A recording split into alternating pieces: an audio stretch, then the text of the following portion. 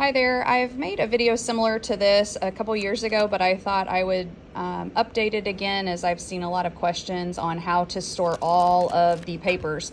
So I have a 4-drawer filing cabinet like this, and what I do is I just have a file folder for every single day, numbers 1 through 170, and that just correlates with the lesson number that we are covering. So for example, if I pulled out lesson 43 right here, I have everything in it that we need for the whole day, and I file these in my Monday through Friday drawer. So we have our handwriting pages for both first and second grade, since I teach a combo class. And then here are the first and second grade packets that I make. I'll explain that in just a minute.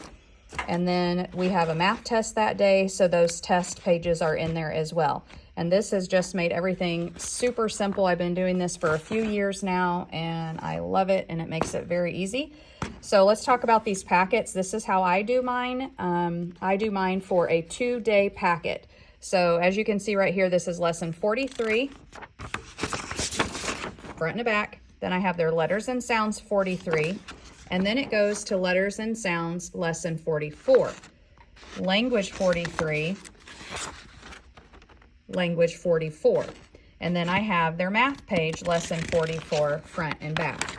So here's what I do. For the first week to 2 weeks for my first graders, what I will do is actually go through and highlight the pages that they will be doing on their own. I train them that they need to look for the lesson number that is listed on the board, and then they look for the word seat work. So they would do this page on their own, and then I would not highlight this page here. Well, in this case I would, because it's seat work and this is on their math test, but usually the word classwork is there, so I would not highlight that.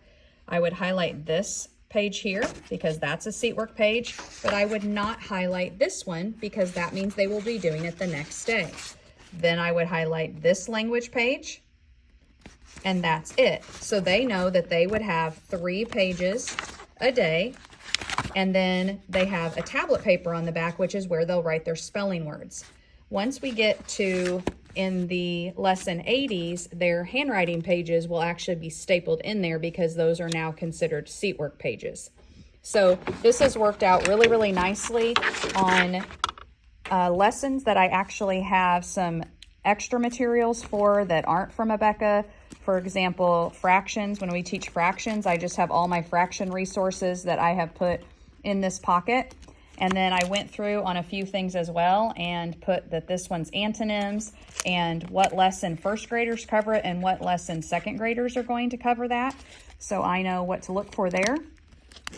You can see some specific special sounds I list simply because I had some additional resources to go with that.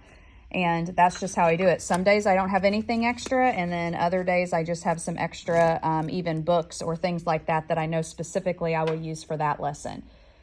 So this just goes, once again, from lesson 1 to lesson 170 is how many Abeka goes to. So hope that helps some people that are trying to figure out how to sort their papers this year.